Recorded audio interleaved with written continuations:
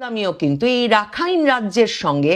Arakan আর্মিকে শক্তিশালী করতে যে কোনো ধরনের করিডর বা ব্যবস্থার একটা শক্ত বিরোধী পক্ষ এই বাংলাদেশে। সেই বিরোধী রাজনৈতিক পক্ষটিকে কি বোঝাতে, কোন বিষয়ে কনভিন্স করতে, কোন বিষয়ে পক্ষে নিয়ে আসতে এই কাতার উড়িয়ে নিয়ে যাওয়া হচ্ছে, এখন সেটা বোঝার জন্য আমাদের অপেক্ষা করতে হবে। আপনারা লক্ষ্য করছেন কিনা জানি না, বাংলাদেশ থেকে গুরুত্বপূর্ণ ব্যক্তিবর্গের কাতার সফরে যাওয়ার একরকম যেন হিড়িক পড়েছে। মানে দোহায় ঠিক কি বৈঠকের জন্যে, কার সঙ্গে বৈঠক করতে, কি রাষ্ট্রীয় গুরুত্বপূর্ণ কাজে এই গুরুত্বপূর্ণ ব্যক্তিবর্গ গিয়ে উপস্থিত হচ্ছেন, তার বিস্তারিত কিছু জানা না গেলেও এই যে কাতার সফরের হিড়িক পড়েছে তা কিন্তু সংবাদ মাধ্যমের দিকে নজর রাখলেই একরকম বোঝা যায়।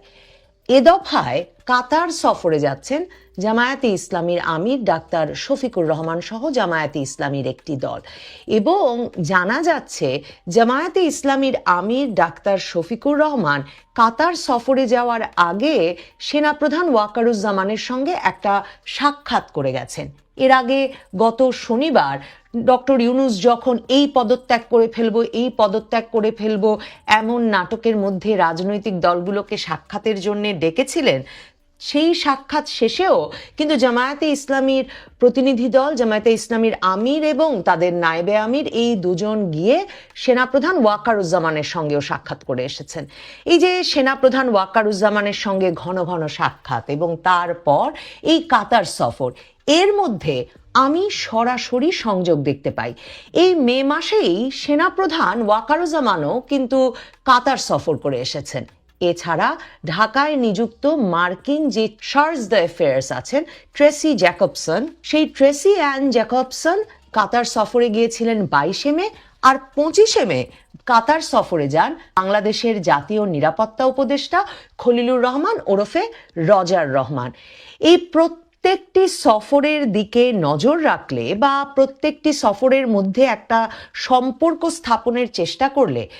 আমার মনে হয় আমি একরকম নিশ্চিতভাবে ধারণা করতে পারি যে কাতার আসলে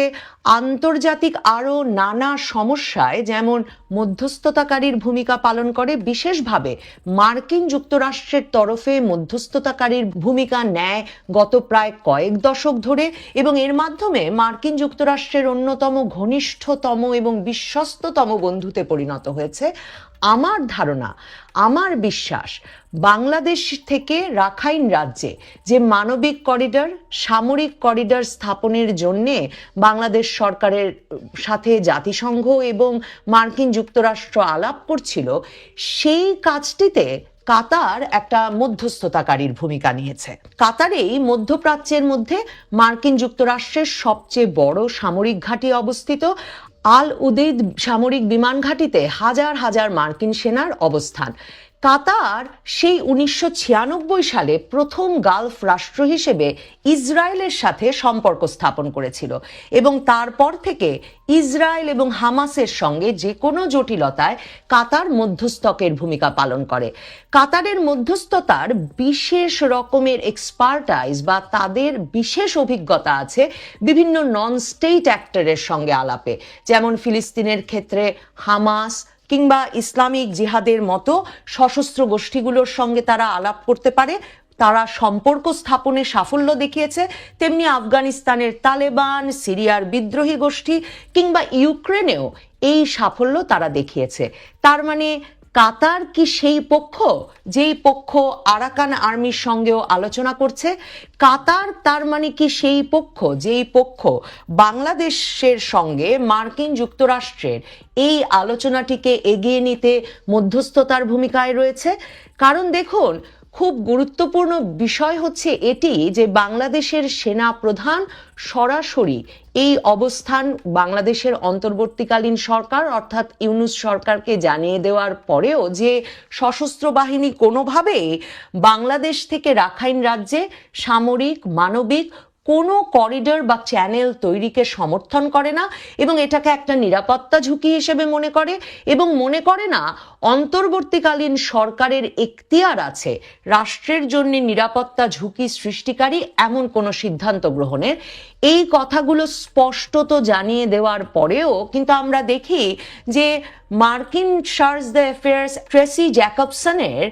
একের পর এক সরকারের কর্তা ব্যক্তিদের সঙ্গে সাক্ষাতে ঘন ঘন সাক্ষাৎ কমে না। তাকে আমরা দেখি, খবর পাই আমরা যে কখনো মার্কিন চার্জ দ্য অ্যাফেয়ার্স দেখা করছেন সেনাপ্রধানের সঙ্গে, কখনো জাতীয় নিরাপত্তা উপদেষ্টা খলিলুর রহমানের সঙ্গে, কখনো ডক্টর ইউনূসের সঙ্গে, এবং এই প্রত্যেকটি সাক্ষাতেই ধারণা করা হয় যে এর আগেই মার্কিন দুই উপসহকারী পররাষ্ট্রমন্ত্রী এবং মার্কিন সেনাবাহিনীর ঊর্ধ্বতন একজন কমান্ডার এসে বাংলাদেশ সরকারের সঙ্গে যে আলোচনা একরকমের চূড়ান্ত করে গিয়েছিলেন যে বাংলাদেশকে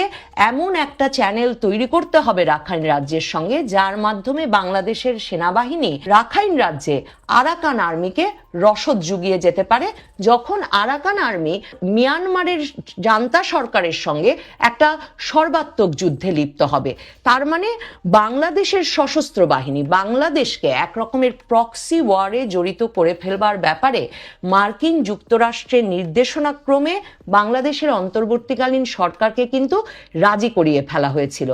বাগড়া দিলেন সেনাবাহিনী প্রধান, সশস্ত্র বাহিনীর তরফে 3 বাহিনী প্রধানই।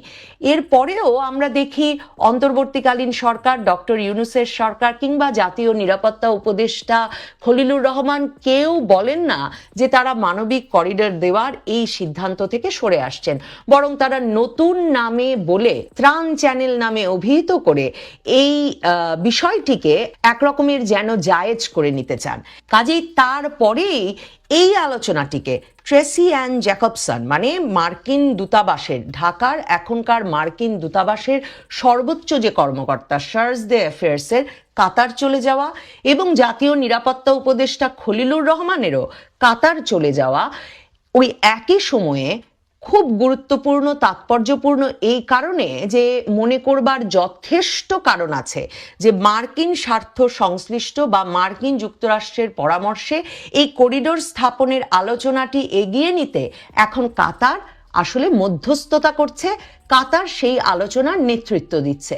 বিএনপি, জামায়াতে ইসলামী সহ রাজনৈতিক দলগুলো বিশ্বাস করবার এও কারণ আছে যে মে মাসের শুরুতে সেনাপ্রধান ওয়াকারুজ্জামান আসলে কাতার গিয়ে নিশ্চিত হয়েছিলেন যে যেই কানাঘুষো দীর্ঘ সময় ধরে শোনা যাচ্ছে যে বাংলাদেশ সরকার সশস্ত্র বাহিনীকে ব্যবহার করে একরকমের আরাকান আর্মির জন্য একটা সামরিক করিডর স্থাপনেও রাজি হয়ে গেছে, সেই কাজটি যে এগিয়ে নিচ্ছে অন্তর্বর্তীকালীন সরকার, ধারণা করবার, বিশ্বাস করবার কারণ আছে সেনাপ্রধান ওয়াকারুজ্জামান সে বিষয়ে নিশ্চিত হয়েছিলেন তার কাতার সফরের সময় মে মাসের শুরুতেই। বাংলাদেশের রাজনৈতিক দলগুলো 3 বাহিনী প্রধান এই করিডোরের বিরুদ্ধে শক্ত অবস্থান নেওয়ার পর এর বিরুদ্ধে তাদের অবস্থান পরিষ্কার করেছে। বিশেষ করে জামায়াতে ইসলামী, যেই জামায়াতে ইসলামীর আমিরকে এখন কাতারে নিয়ে যাওয়া হচ্ছে সম্ভবত এই বিষয়েই মার্কিন যুক্তরাষ্ট্রের তরফে আলোচনায় বসানোর জন্য, সেই জামায়াতে ইসলামী কিন্তু বাংলাদেশে চীনা প্রতিনিধি দলকে, চীনা কমিউনিস্ট পার্টির এক প্রতিনিধি দলকে সম্প্রতি পরিষ্কার করে বলেছে যে তারা চায় রাখাইন রাজ্যে রোহিঙ্গা মুসলিমদের জন্য একটি স্বতন্ত্র স্বাধীন রাষ্ট্র প্রতিষ্ঠিত হোক। তার মানে জামায়াতে ইসলামীও কিন্তু এই রাখাইন রাজ্যের সঙ্গে আরাকান আর্মিকে শক্তিশালী করতে যে কোনো ধরনের করিডর বা ব্যবস্থার একটা শক্ত বিরোধী পক্ষ এই বাংলাদেশে।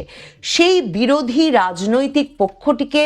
কি বোঝাতে, কোন বিষয়ে কনভিন্স করতে, কোন বিষয়ে পক্ষে নিয়ে আসতে এই কাতার উড়িয়ে নিয়ে যাওয়া হচ্ছে, এখন সেটা বোঝার জন্য আমাদের অপেক্ষা করতে হবে। জামায়াতে ইসলামী ঐতিহাসিকভাবে Arakan Rohingya salvation army ARSA, অর্থাৎ যাদের সঙ্গে রাখাইন রাজ্যে আরাকান আর্মির কিন্তু সরাসরি বিরোধ আছে, লড়াই চলছে, সেই আরসার সঙ্গে ঘনিষ্ঠ জামায়াতে ইসলামী, এবং আরসাও বরাবর রাখাইন রাজ্যে রোহিঙ্গা মুসলিমদের জন্য স্বতন্ত্র স্বাধীন রাষ্ট্রের দাবি জানিয়ে আসছে। এ কারণেই কি জামায়াতে ইসলামীকে কাতার নিয়ে যাওয়া হলো? কারণ বাংলাদেশে এই যে একটি শক্ত রাজনৈতিক পক্ষ আছে যারা মনে করে রাখাইন রাজ্যে আরাকান আর্মিকে শক্তিশালী করা বাংলাদেশের কোনোভাবে কোনো স্বার্থ রক্ষা করবে না, কিংবা যারা মনে করে চীন আসলে রোহিঙ্গাদের জন্য একটি স্বতন্ত্র স্বাধীন রাষ্ট্র তৈরিতে বাংলাদেশকে সহায়তা করতে পারে, বরং কিংবা যেই রাজনৈতিক দলটি মনে করে যে চীন রাখাইন রাজ্যে রোহিঙ্গাদের জন্য একটা স্বতন্ত্র স্বাধীন রাষ্ট্র তৈরি কাজটি এগিয়ে নিতে সহায়তা করতে পারে বা সে কাজে সমর্থন দিতে পারে, সেই রাজনৈতিক দলটিকে মার্কিন যুক্তরাষ্ট্রের সঙ্গে আলাপে বসাতেই তার মানে দোহায় নিয়ে যাওয়া হচ্ছে। জামায়াতে ইসলামীর আমির ডাক্তার শফিকুর রহমান যাওয়ার আগে সেনাপ্রধান ওয়াকারুজ্জামানের সঙ্গে যে আলোচনা করে গেছেন বলে খবর পাচ্ছি, তাতে এটা মোটামুটি নিশ্চিত যে বাংলাদেশের রাজনৈতিক দলগুলো, জামায়াতে ইসলামী সহ রাজনৈতিক দলগুলো এই প্রশ্নে সেনাপ্রধানের পাশেই আছেন। তারাও মনে করছেন একটা করিডর খুলে দেওয়ার মতো নিরাপত্তা ঝুঁকি নেওয়া বাংলাদেশের পক্ষে কোনোভাবেই সমীচীন হয় না। এখন দেখা যাক দোহায় নিয়ে আলোচনার প্রেক্ষিতে কাতারের মধ্যস্থতায় মার্কিন যুক্তরাষ্ট্রের যে মনোভাব বাংলাদেশের তরফে করিডর দেওয়ার ক্ষেত্রে, সে বিষয়ে জামায়াতে ইসলামীকে যুক্তরাষ্ট্র এবং বাংলাদেশের অন্তর্বর্তীকালীন সরকার, ইউনূস সরকার, জাতীয় নিরাপত্তা উপদেষ্টা খলিলুর রহমান দলে টানতে পারেন কিনা। কাতারের সঙ্গে বাংলাদেশের দ্বিপাক্ষিক সম্পর্ক নিয়ে এই অন্তর্বর্তীকালীন সরকারের সঙ্গে যে কাতারের তেমন কোনো আগ্রহের বিষয় নেই, সেই প্রমাণটি কিন্তু আমরা এপ্রিল মাসে পেয়েছি। গত বছর 2024 সালের এপ্রিলে কাতারে যেই আমির ক্ষমতায় আছেন 10 বছরেরও বেশি সময় ধরে, সেই শেখ আল থানি বাংলাদেশ সফর করে গেলেও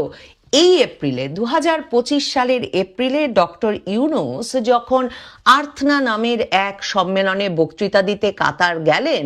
তখন তিনি অনেক চেষ্টা করেও কিন্তু কাতারের আমিরের দেখা পাননি। ডক্টর ইউনূসের সঙ্গে শেখ আল থানির একটা সাক্ষাতের ব্যবস্থা করতে ব্যাপক দৌড়াদৌড়ির মধ্যে অবশেষে কাতারের আমিরের মায়ের সঙ্গে সাক্ষাৎ করেই ডক্টর ইউনূসকে সন্তুষ্ট থাকতে হয়েছে। সে কারণেই ভাববার কোনো কারণ নেই যে কাতার দ্বিপাক্ষিক সম্পর্কের দিক দিয়ে বর্তমান অন্তর্বর্তীকালীন সরকারকে এতটা গুরুত্বপূর্ণ মনে করছে যে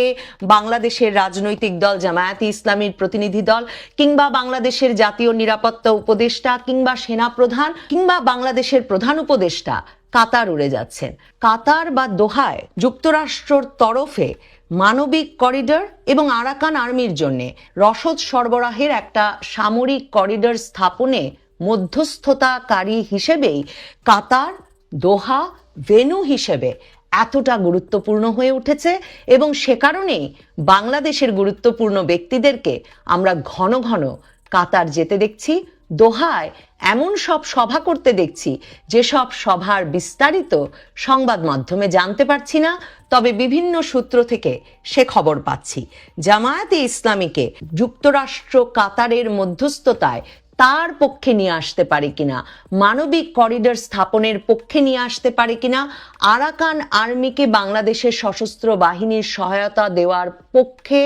বাংলাদেশের এই রাজনৈতিক দলটিকে কনভিন্স করতে পারে কিনা, রাজি করিয়ে ফেলতে পারে কিনা,